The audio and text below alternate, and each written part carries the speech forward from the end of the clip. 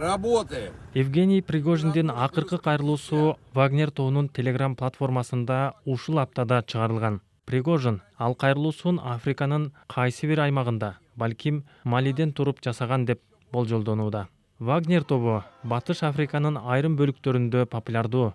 Вагнер ал жерден батыш топторду сүрүп чыгарып, демократияны колдобогон өкмөттөр менен кирешелүү келишимдерди түзүп алган. Борбордук Африка Республикасында согушчан топ машыгууларды өткөрүп жана сакчы катары иштеп берет. Ал эми төлөмүн бриллианттар менен алат. Топ ошондой эле адам укуктарын бузууга айыпталган. Африкадагы чийки заттарды сатуудан түшкөн киреше Орусиянын Украинадагы согушун каржылап жатат. Европада болсо Вагнер тобу Украинадан чыгып кетти. Алгач алар Беларуска барды.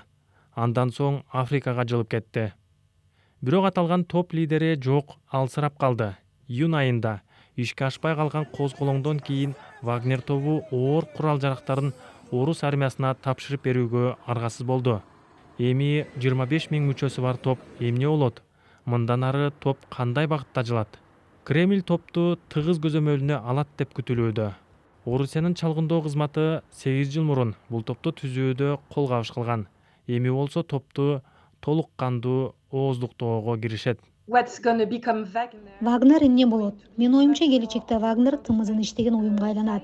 Бул жашыруун операцияларды жасоо, козголоңчуларды жана куралдуу топторду машыктыруу, кибер жана маалыматтык операцияларды үйрөтүү дегенди билдирет. Менимче ушундан улам биз Орусиянын аскердик чалгындоосунан жаңы лидерлер келип жатканын көрүп жатабыз.